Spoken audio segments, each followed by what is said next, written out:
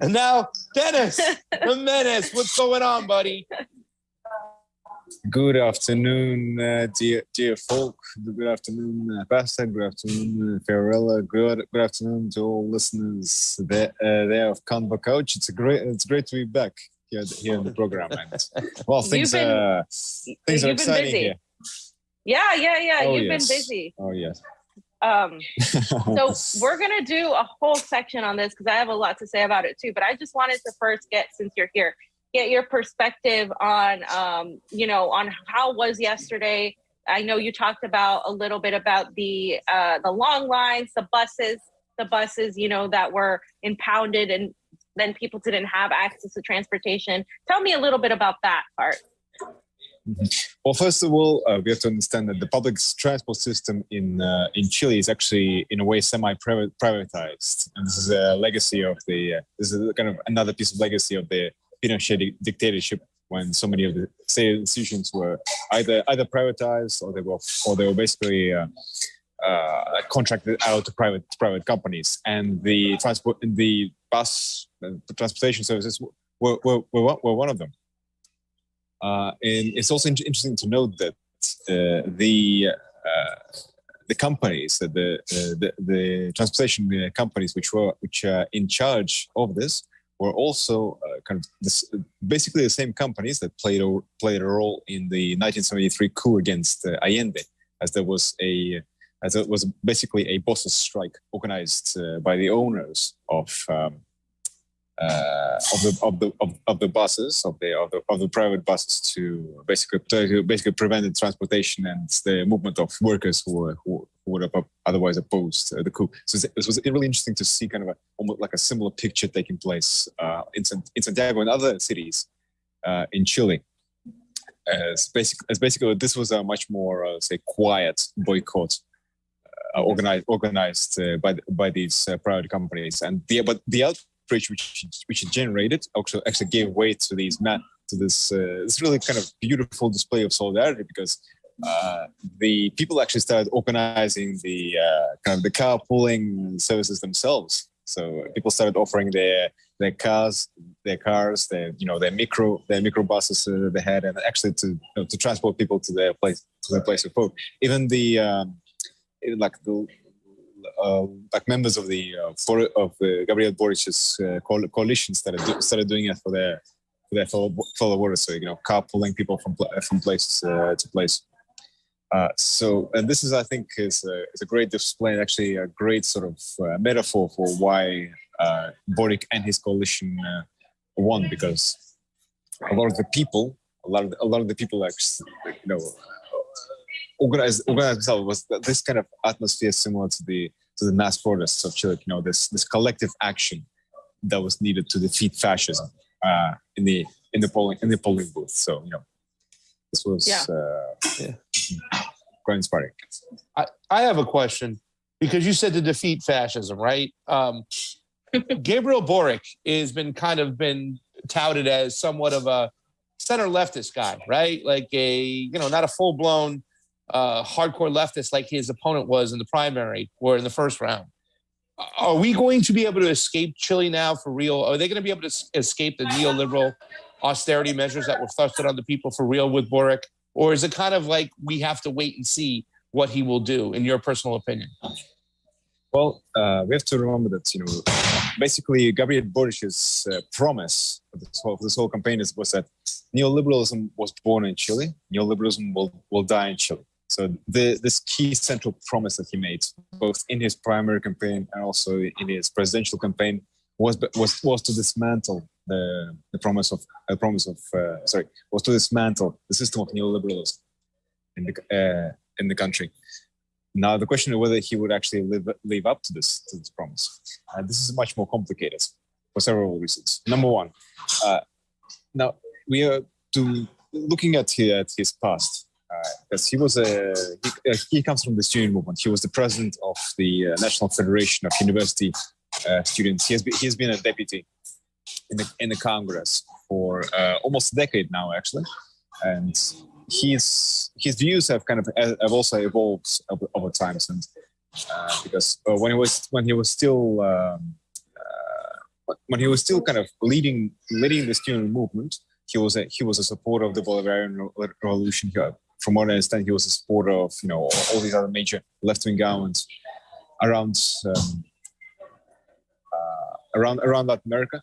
But as he's and the political movements of Chile have evolved, he's gone more towards what I would call this kind of a libertarian left sort of perspective. That's me. Libertarian autonomist left. Yes, Interesting. he has leaned into that camp and basically opened himself up to working with broader, central left centrist forces, especially since his win in the primaries, but also the results of the second round, and his strategy. His tactics in the election actually also reflected that, as he basically tried to create a popular front of forces, because in a way similar to what Salvador Allende did in 1970. So the coalition, which included communists, socialists, his own various autonomist and left movements, which form part of the Frente Amplio or the Broad Front, but also the Christian democracy movements. And others. So he will have to contend with the fact that the country's center played a part in bringing him to the presidency, and they will expect something in return. This is one factor. The second factor is that the current composition of the Congress and the Senate is not exactly very favorable towards his coalition in particular. So we basically have the center, the left, the center left, and the center have a majority in the lower chamber in the Congress, but the Senate is divided like 50-50 between the left, center, and the right. In effect. Yeah. So I think we'll definitely see quite a lot of negotiation on his part. Right. Very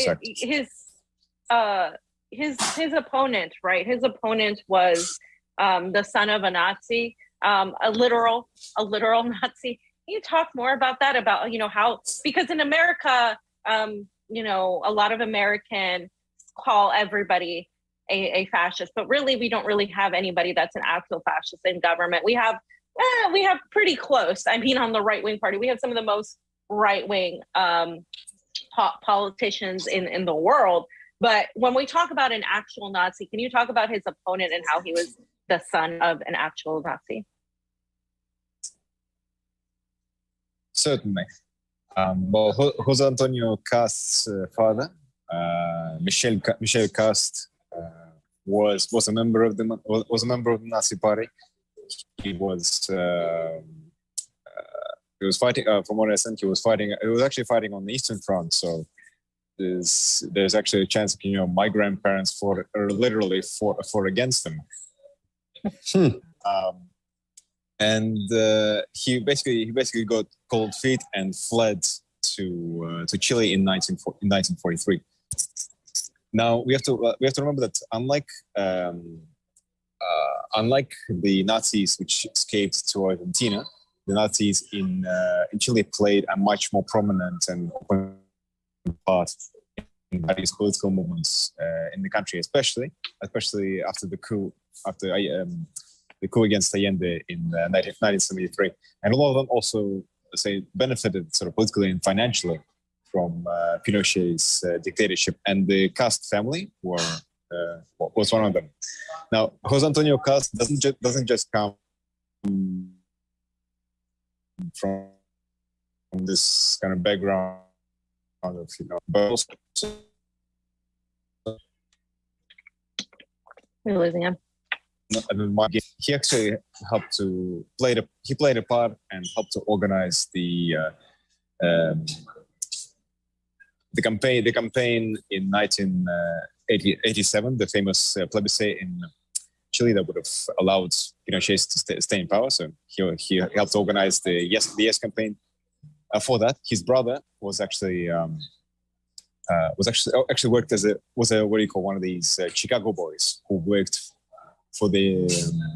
worked as an economist, economists for Pinochet's regime in implementing policies of privatization, of austerity, of selling out the country to multinationals. So here we really have kind of the full box of of neoliberalism meets fascism meets actual Nazism. And so this is not surprising. Not surprisingly, why it was why the amount of rejection that Castro received in the second round was so vast.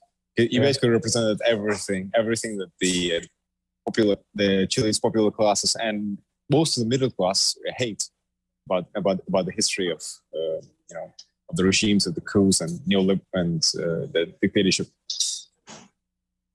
Yeah. Well, Boric says that with the win, he's going to get rid of the Pinochet era constitution that's plagued the country for years, right? What is the main restructuring or main correction of this constitution in which Gabriel Boric is going to partake in when it comes to the Chile constitution?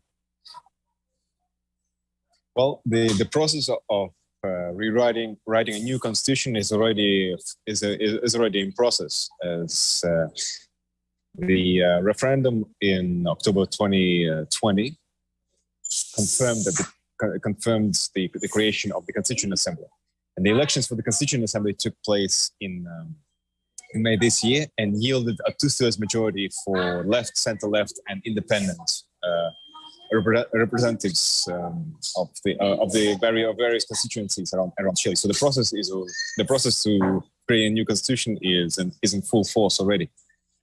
Now, what Boric's presidency needs for this process is that Boric, unlike Castro, will actually respect the results of the Constituent Convention. Would actually allow for the eventual plebiscite on the constitution to take place.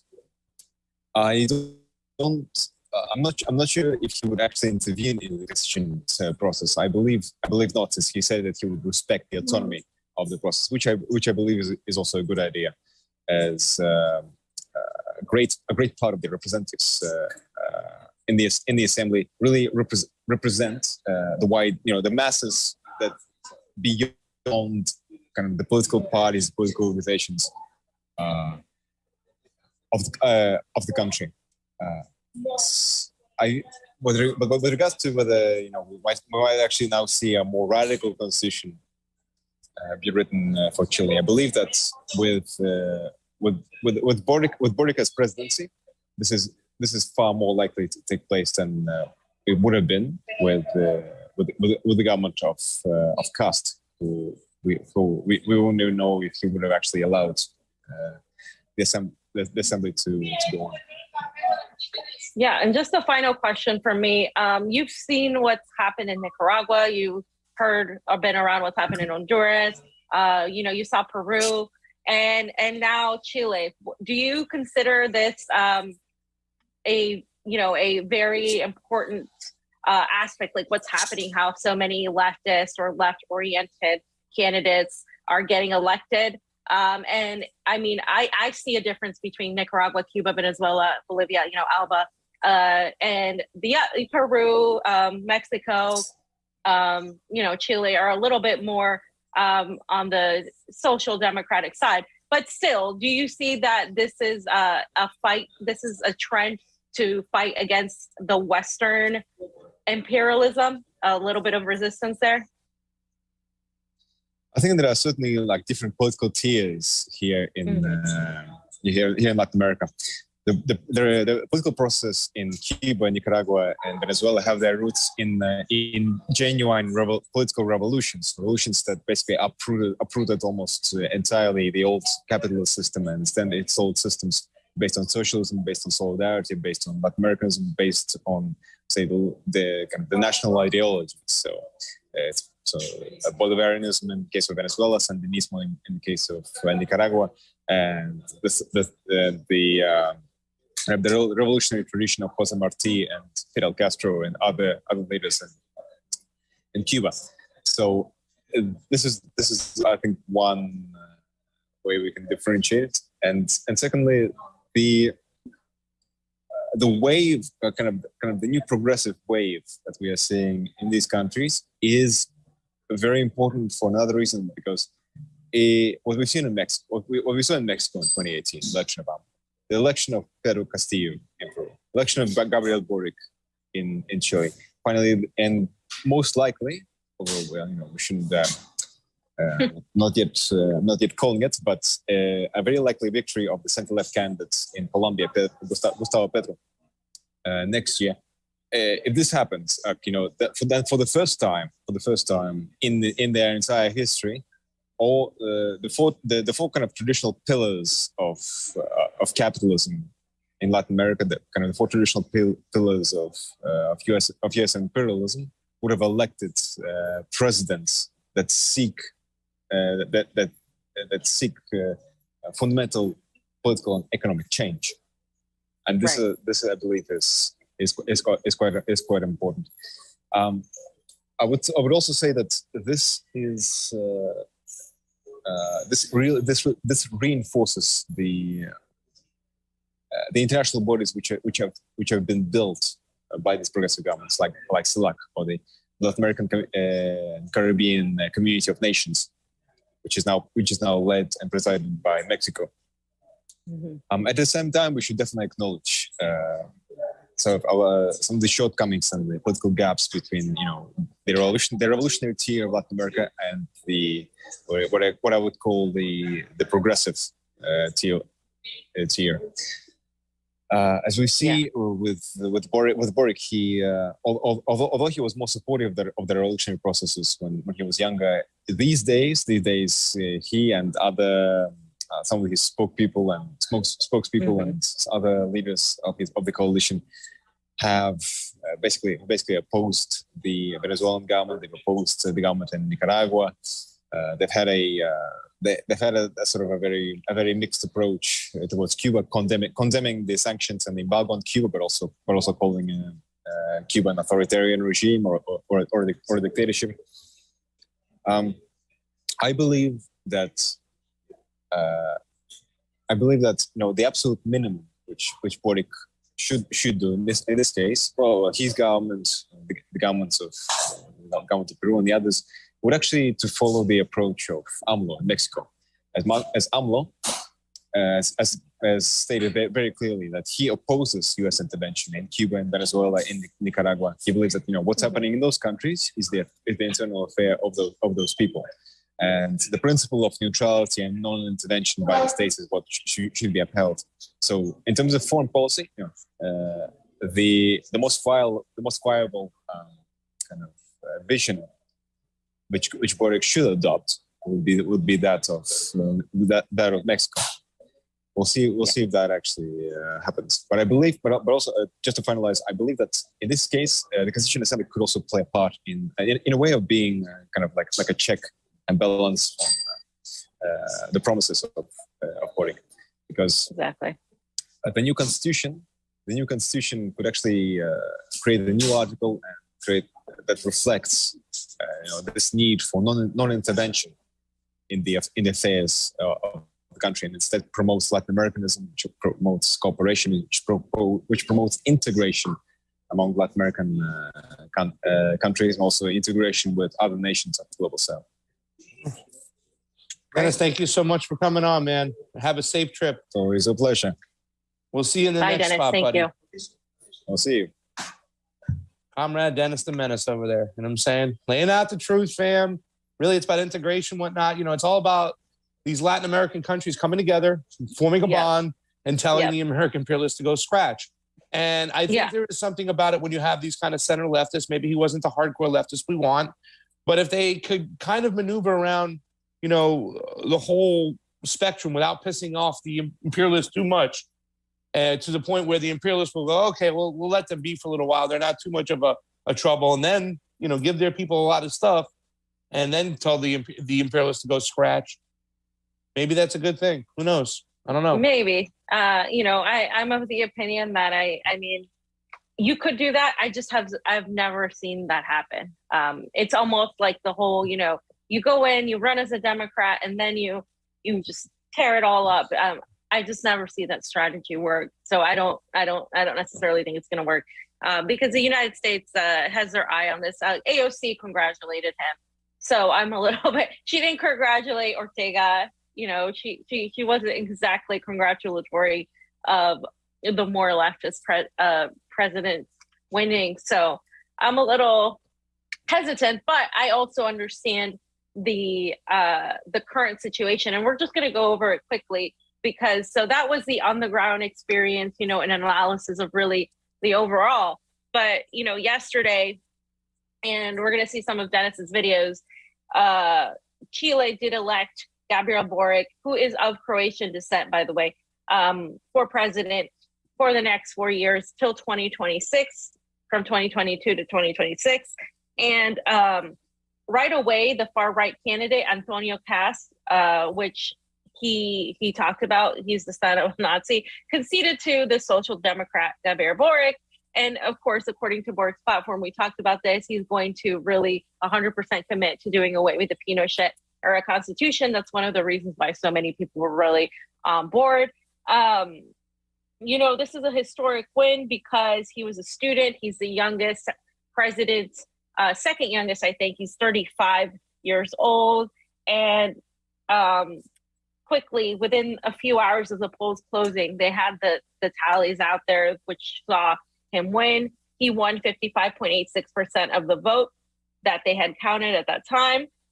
He had an almost 12-point lead, 11.5%. And, you guys can see the graph here on American Elects, the difference in the numbers between him and Cast. And there was a 55.4% also turnout, which is pretty high for Chile. It's the highest that it's been in a really long time. And that just goes to show you that people, in spite of, the elections, which I would have loved to have been their fan, to see those buses get completely just, impounded and people in line waiting to take the bus. As Dennis said, it's privatized. So the companies aren't like city, like they are here, city, local, state. They're privatized, which is a complete and total issue. And, I think that's, it just goes to show you how far neoliberal and right wing the party in the politics in Chile has gone. And we know that Pinochet really was a disastrous era. He killed so many people that opposed him. He was an actual, a fascist. And we talked about this with Dennis. Let's play a little bit of what he described here on the suppression of the buses.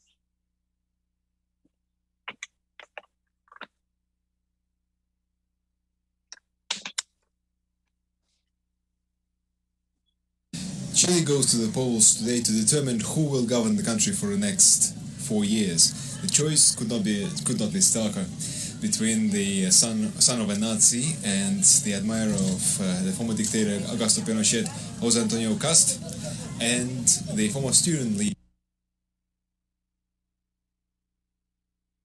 Chile, many reports coming from Santiago, from Valparaiso, from other major cities in the country denouncing the lack of public transport, and the public transport activity overall has been recorded to be just 51%. A lot of videos have been circulating on the net showing that the buses being impounded, and the chauffeurs, the drivers also denouncing the lack of support by the companies. Many have taken to social media to denounce this method of photo suppression, what they see as a deliberate action on the part of the government of Sebastián Pinera and his ministers to impede the level of participation in elections. You have to remember that the public transport in these cities has been crucial for the level of participation among the working class neighborhoods, the ones who are most likely to vote for Gabriel Boric. Hence, it has been seen as an attempt to effectively favor the election of Cast and the far right. Right, and so there was only 10 bus drivers for all the buses in this fleet. And if you guys can see the video, You can just play the video, Oz. It's just, they're not going to understand, but he was just saying how this bus driver was saying how there's only 10 bus drivers for the entire fleet. 10 choferes hay, 10 choferes para todas las micros. Ya, compadre, los empresarios acá, el compa nos dice que están boicoteando las elecciones acá en el paradero de las micro amarillas en Bajo de Mena. Hay 10 choferes para todas las máquinas. So you're saying there's 10 bus drivers for all the buses, and that the businessmen were boycotting the election, so they weren't allowing the buses to go out, which just goes to show you exactly how that is. And you guys can see in these pictures the photos of the impounded buses that they were just sitting there, and then also the people waiting in line for the buses in Santiago, Chile, which is the capital of Chile. If you guys can just see. Can I say something about this real quick too as well? Yeah. This is the thing when it comes to elections, ladies and gentlemen, and we've kind of pointed this out, that you can pinpoint where a lot of you can pinpoint where actually a lot of these votes are coming from. They understand where the areas are where the mass majority of the votes are coming from. So if you're a government that's in charge and you're running an election, you understand the majority of the votes are going to come from these certain areas. If you can suppress those areas and it's a close race, it can put you over the top. It's what we talk about all the time. It's death by 1,000 cuts. That's what's going on. And they can do this in America. They can do this in Latin America. You can do it anywhere. When you understand where the majority of the votes are coming from, those are the areas you hit. And when it seems to be the poor people, they'll do these things all the time. Long ass fucking lines, like, you know what I'm saying? They'll break the system on purpose. Now, in this particular situation, shutting down the buses and the transportation to get people to the poll. So they understand what's going on. This is deliberate. This is what FAM talks about. And this is what I talk about. When we say indirect election rigging, this is it right here. And they'll do this all the time. Yeah, and another thing I want to point out, when I asked Dennis, I said, hey, can we get some pictures and video from the lines and how long they are? He wasn't allowed in the voting centers. They did not allow the press inside these voting centers, which is, to me, crazy, because every other country we have been in has absolutely been allowed inside the voting center. So the fact that, this guy won in spite of all of that is kind of crazy to me, but also of how far right, kind of like in Honduras, where how people were sick of that government. I think that sort of thing was happening in Chile. And but I also think Chile, like Peru, because Chile and Peru are right next to each other.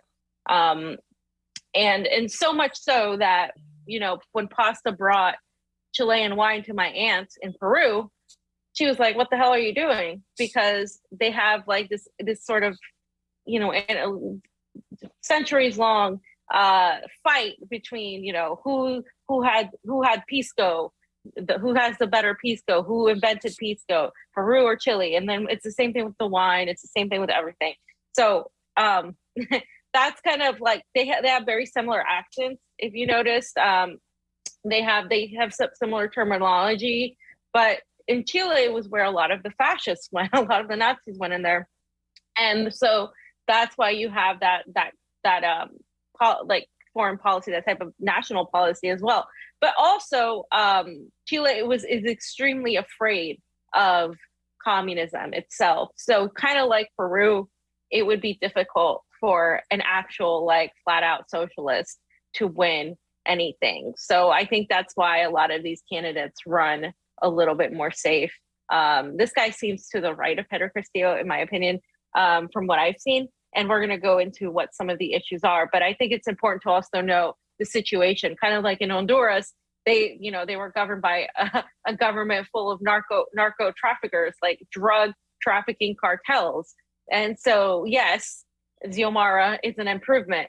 And so in this case, you can say that it's an improvement, specifically because you're dealing with an actual complete difference. Whereas in America, Trump and Biden, policy-wise, very similar. You really don't get that much of a change. And I want to stamp on that point, because I don't want people to think that I'm making exceptions here.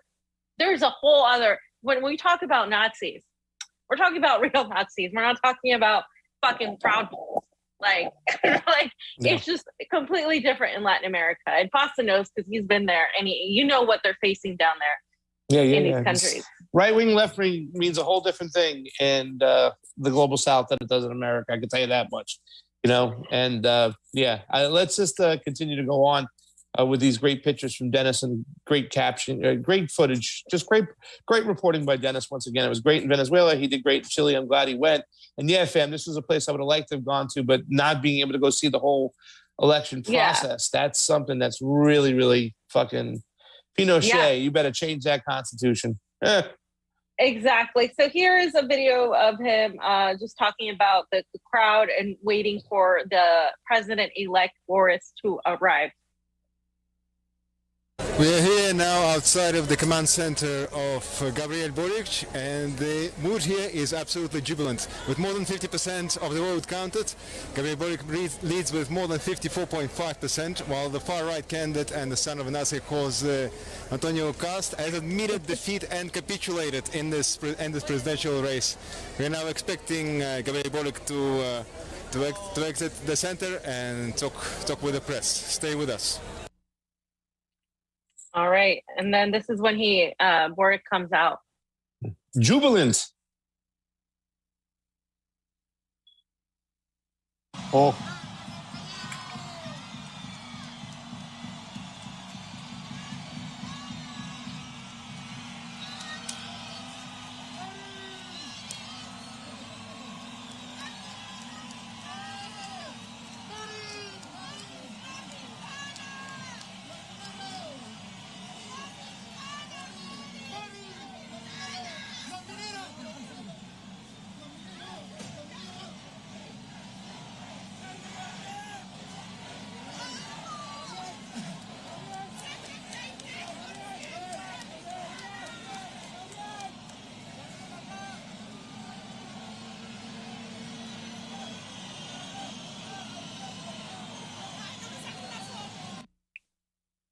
Fam, it's a great jumping off for our new people watching us right now. These are new people to us, whatnot. But now we can start paying attention to these people right out of the gate, right? Like Boric, Ziomara. Well, Daniel Ortega's been in power for a while, whatnot. You know what I'm saying? But as we do these things, it's always important to go back and look at the history, yes. But this is great, a great jumping point to pay attention to what's going to be happening from now in the future. So keeping our eyes and seeing what Boris is going to do, what type of president he's going to be. You said, fam, that he seems a little bit more right of Pedro Castillo, but we also saw that Dennis pointed out that he'll have the same problems that Castillo has, right? Mm-hmm. He has an upper chamber, a Senate that is 50-50, that's split, that will seem to have a couple of their own Joe Mancins in Chile or cinemas that people will complain about. But this is something to pay attention to right out the gate, ladies and gentlemen. It's just great work by Dennis, and I'm looking forward to seeing what Boric does. It's been disappointing with Castillo, you know what I'm saying? But also understanding what's going on with their government is important as well. Right. Exactly. So speaking of Castillo and presidents, let's look at who congratulated Gabriel Boric. You have Evo Morales congratulating him, saying that he triumphed, he succeeded, and they salute him. Luis Alberto Arce, the president of Bolivia, said, congratulations to the victory of Gabriel Boric. It is a victory of the Chilean people. The democracy in Latin America is strengthening based on unity, respect, and overall the will of the people. Congratulations to the president-elect of Chile. And Miguel Díaz-Canel Bermúdez, who is the president of Cuba, and he also congratulated him for his election in a historic popular victory. He wants to amplify the relationships of cooperation among the people in the government. So there we go. They're going to extend these bilateral relations. And then Nicolás Maduro, felicito el pacto apruebo dignidad. So he's saying, I congratulate you for your victory. And the newly elected president of Chile, Gabriel Boric, I salute the people of Salvador Allende and Victor Jara for their resounding victory over fascism. Great democratic day, long live Chile. And of course, you can see right next to him, Pedro Castillo also congratulated him.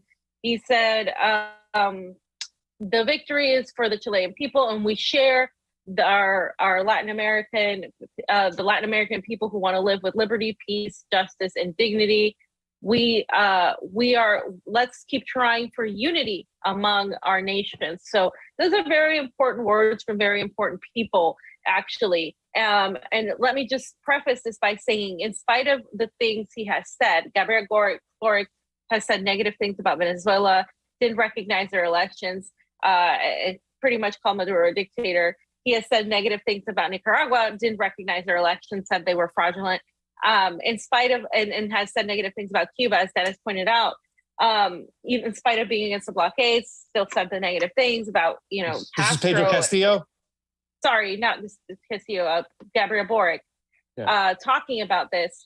In spite of Gabriel Boric talking about this and saying all these things, in spite of all of that, Venezuela, Cuba congratulated him, as did Nicaragua, as you guys can see right here.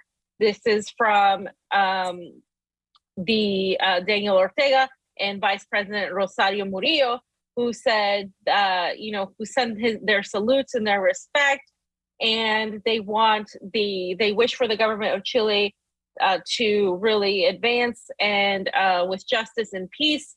And, they sent a nice little letter to him in spite of him not recognizing the Nicaraguan election. So I wanted to point that out because I think it's important to see how Nicaragua is still saying, hey, we stand with you. We're happy that this happened, because they know that getting rid of the more fascistic Pinochet era is extremely important in spite of everything. And so that just shows to me like where they stand. I think that Daniel Ortega understands too as well that if Boric was to speak out in big favor of Daniel Ortega, he would put himself in a position also to be eyed by the imperialists. Once again, kind of keeping, that poker face and not letting your cards be known. You know what I'm saying? They can slowly start to build relationships. But I think Ortega understands that a lot of these people speaking up for like a country like Nicaragua and Daniel Ortega could put them on the hot seat. So that's why I think it was great that he wrote that letter. Yeah, no, I think it's great that Venezuela, Cuba, Nicaragua, and all these countries acknowledge, in spite of, the previous animosity. I think that's important. I think that I'm glad they did that. So here is a reporting by Kasum Chun News of this gentleman who is talking about, kind of what we're talking about, like where Boric is going, why this is kind of happening, and just gives a brief synopsis. His own political positions regarding international questions, and particularly those in the region, have always been something which folks on the left have criticized. I think it's still definitely things that the mass movements and people on the left will have to continue to push him on, and we'll have to ensure that there's some measure of accountability. In the coalition, there's going to be organizations, there's going to be parties like the Communist Party and others who are not going to align with Boric on some of these things, right? And so I think there's no, you shouldn't have any illusions about, what are some of the flaws and some of the unfavorable aspects of Boric's own politics and his history. His positions on Venezuela, Cuba, Nicaragua aren't positions that I feel reflected by. And I know that it's not reflective of a lot of sectors of the left. The right-wing cast has even more reactionary positions. In his program, he's explicitly calling for something which is akin to the return of Plan Condor, right? A coordination of between different governments in the region to target and attack, arrest, possibly more against left-wing activists. This is explicitly what he's calling for. You can't lose sight of the fact that caste is significantly more dangerous. Interesting. So in this he seems like a centrist, a leftist centrist, of sorts that's going to have to be pushed on certain issues, fam. Yeah, absolutely, 100%. And I 100% agree with his analysis.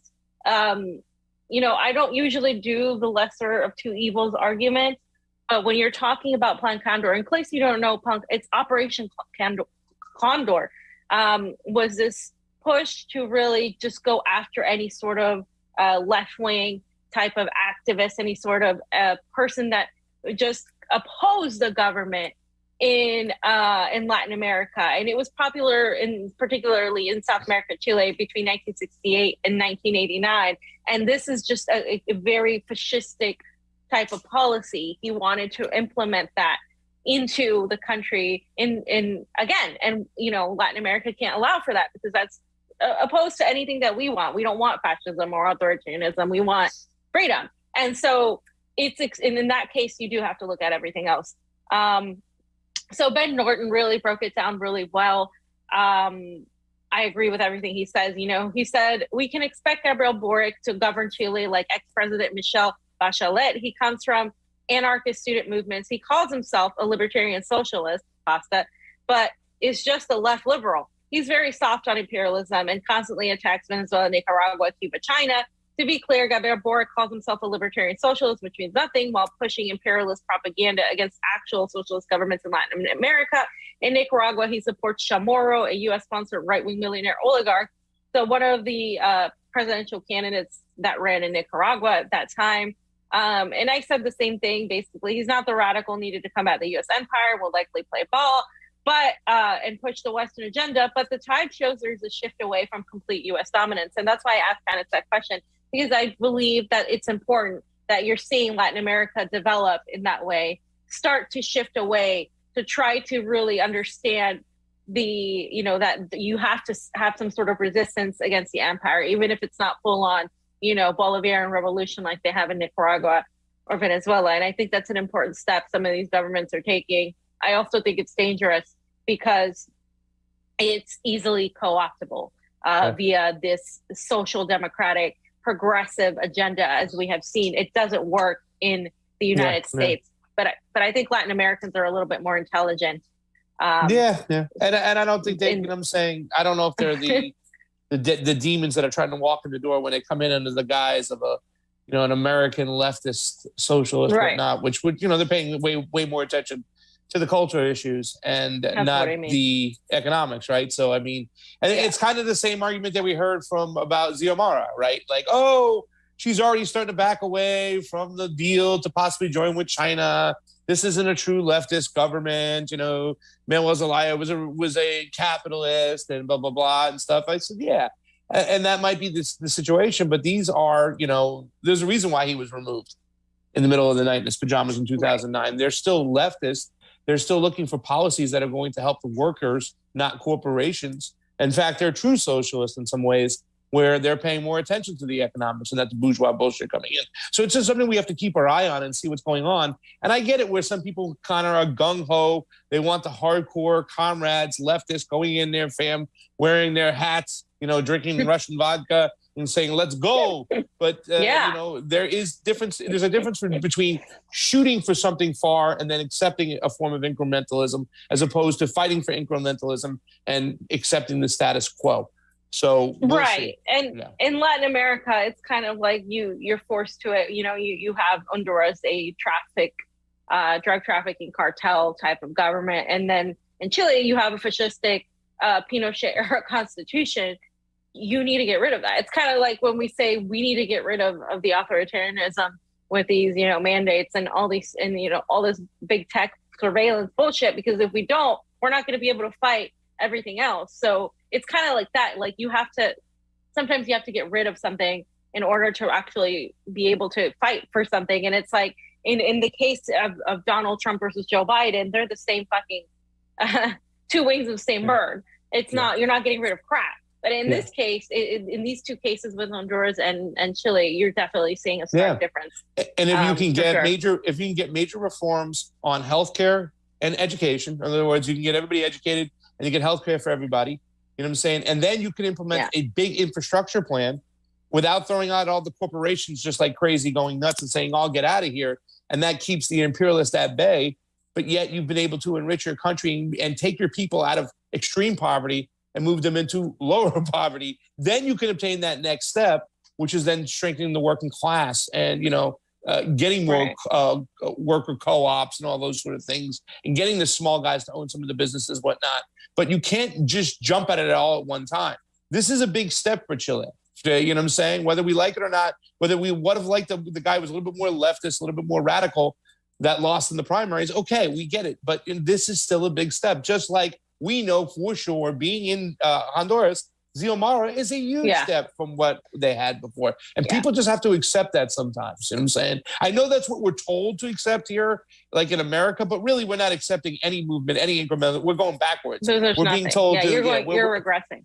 Yeah, we're regressing. We're told to take the regression where enough is enough. And I'm saying here, this means a lot. This is going to mean education, healthcare, and infrastructure. Those three things should change in Chile right off the jump.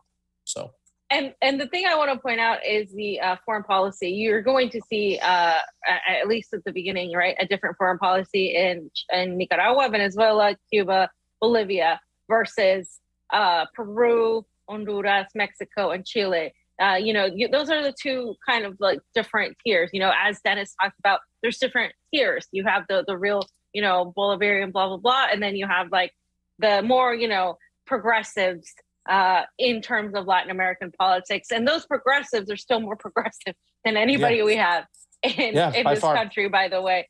So, and I just also wanted to show a little bit of Boric's tweet where he was condemning Nicaragua's elections invalid. They were the best elections I've witnessed thus far, and they were not fraudulent. He said, I have no doubt that the staging of Ortega Murillo today in Nicaragua is a sham and does not meet the basic standards to be considered a legitimate election. My solidarity is with Sergio Ramirez and Dore Teles, Cristina Chamorro, and all the people who resist. So he was siding with the liberals in Nicaragua, right? Some of the other candidates. And I just wanted to show proof because I said that and Van Norton said that. And so that's one of the things that Dennis pointed out. In his younger years, he was a little bit more radical. Then he sort of started shifting a little bit. I think a lot of these people shift because they think that is a way to get more people. He was trying to build a populist front. Xiomara had to build coalitions with some of the liberals in order to really defeat the narco government in Honduras. So I understand their strategy. Do I necessarily agree with Boric? Absolutely not. I think it's absolutely ridiculous that he's saying that. I think he's, giving, opening the door towards U.S. imperialism by manufacturing consent that these elections were unfair. He's on the wrong side of this. However, he was overwhelmingly voted on by the people of Chile. And so we'll see how he does. And I just wanted to point that out too. And then the last thing, a couple of last things. Here's a spokeswoman for Gabriel Boric saying Venezuela and Cuba are dictatorships. She said this on CNN. You know what? And it's in Spanish, so we don't have to watch it. I just wanted to point that out. And then just a couple overall points of this whole thing, why this whole election is so important. One of the reasons they're getting rid of the Pinochet era constitution for sure. He's going to approve it. That's his word. He's the most voted on president in years. He had they had the highest voter turnout in years as well. He is bringing back democracy. A lot of people weren't voting before, and he won in the second round. So he in the first round pasta, he was actually in second place. He was actually losing. So people thought that he was going to lose. In the second round, he actually won. So he's the first person that actually won after losing the first round, which is significant. A lot of people kind of got convinced that, he was better. And of course, this is the end, like I said, of the, Pinochet sort of era. I think that's what people put on the table. They put on their plate and said, listen, when it comes down to it, it's more important, like they said in Honduras, it's more important we get rid of the existing government now.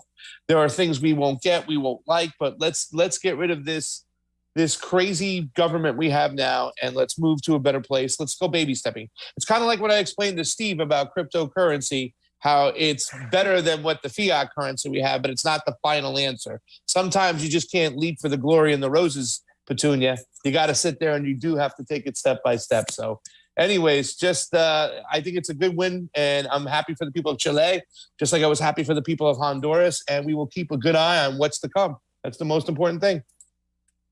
Yeah, fam. That's it. That's it for that section. It was a little long, but it was a lot to cover, just the intricacies of the policy. So thank you guys for sticking with us.